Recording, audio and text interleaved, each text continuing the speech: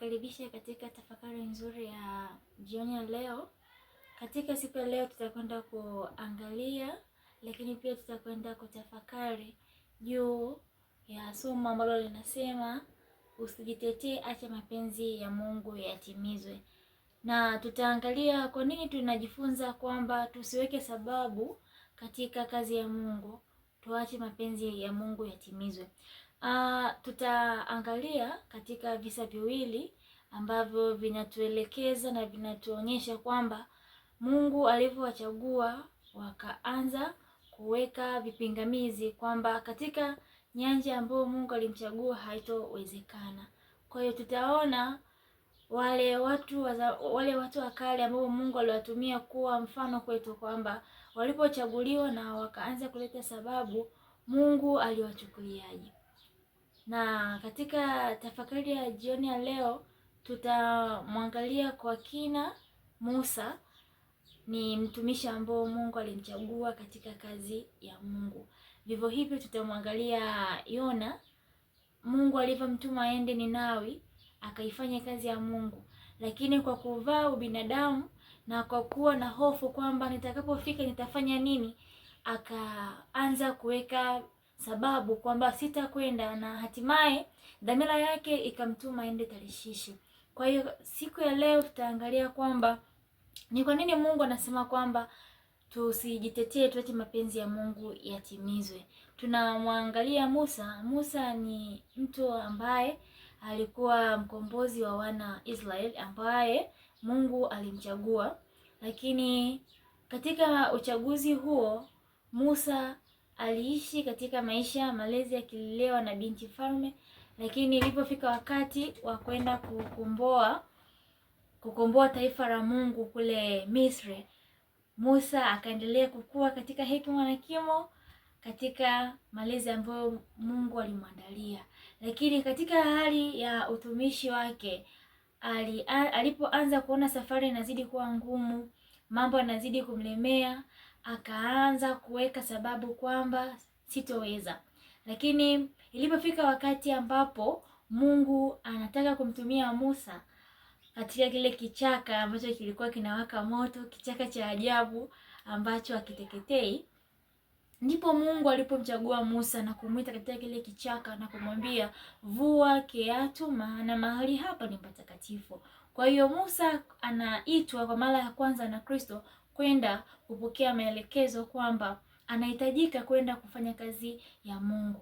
Lakini mtazamo wa Musa haukuwa vile ambavyo Mungu alitarajia. Musa akaanza kuweka sababu kwamba kwa nini kichaka kinawaka moto? Kwa nini nivue viatu?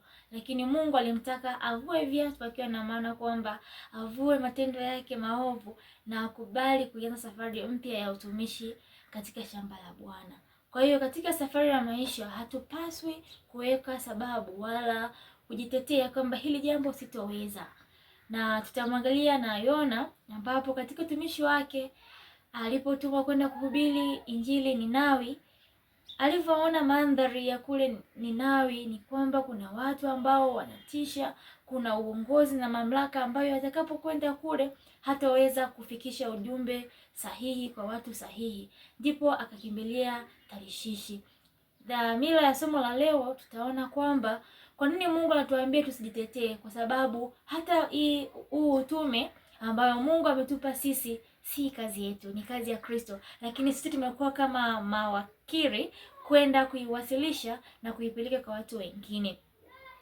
Katika matumizi maishani, anapotuambia tusijitetee, tuache mapenzi ya Mungu yatimizwe, anamaanisha kwamba turuhusu kupokea nguvu na uwezo wa Mungu utakao tuongoza kwenda kuifanya kazi ya Kristo, kwenda kupeleka injili ya Kristo, lakini pia kufanya kazi kwa ajili ya kwa kuinua injili ya Yesu ulimwenguni. Na hii pia inaakisi maisha yetu ya uhalisia kwamba kuna wakati tunapitia wakati mgumu kiasi kwamba tunapata sababu kwamba sitamtumikia Kristo kwa sababu hali ya maisha yangu sio nzuri, kipato changu sio kizuri, Mungu ameniacha kwa muda mrefu, familia yangu imekuwa na misukosuko ya hapa na pale. Nitawezaje kwenda kuifanya kazi ya Mungu akati Mungu hajali maisha yangu? Kwa hiyo hatupasi kuweka vipingamizi, hatupasi kujitetea kwamba ni wakati gani, mazingira gani na ni kwa sehemu gani tunapaswa kusimama kuifanya kazi ya Mungu, kwa sababu tukiamini kwamba mali tulizo nazo na nyakati ambazo Mungu ameruhusu tuziishi, mapenzi ya Mungu yanafanyaje? Yanatimizwa. Kwa hiyo hatupaswi kujitetea kwamba nitafanyaje, nitawezaje, lakini tuache mapenzi ya Mungu yatimizwe. Na tutaachaje na tutaelewaje kwamba ni mapenzi ya Mungu kutimizwa? Ni pale ambapo tunaona kabisa mguso wa moyo kwamba nisimame nifanye kazi nikiwa na imani. Maanake ili ujue kama mapenzi ya Mungu yanatimizwa kwako, uwe na imani, lakini uwe na mtu wa maombi. Unaomba na unamwalika Kristo na kumuuliza Mungu kama ni mapenzi yako yazidi kutimizwa. Kwa hiyo tunaakisi kwamba maisha aliyoishi Musa na ndugu yetu Yona ni walikuwa binadamu kama sisi. Kwa hiyo tunapaswa kusimama imara, tusitishwe wala tusiogopeshwe na hali ya maisha, tusiogopeshwe na hali za kisiasa, hali za kiuchumi, tukiamini kwamba tupo vitani. Kwa hiyo kama Mungu alivyotuambia kwamba tusiogope, yeye ndiye atakayetupigania, hatuna sababu ya kuwa na sababu ya kujitetea kwamba sitafanya kazi ya Mungu kwa sababu ya hali 1, 2, 3. Ninawashukuru kwa kuwa pamoja nasi katika somo zuri na tafakari njema. Wito wangu wa jioni ya leo ni kwamba tunapaswa kuwa na moyo wa ushujaa na moyo wa uhodari. Tusiangalie maisha tulio nayo.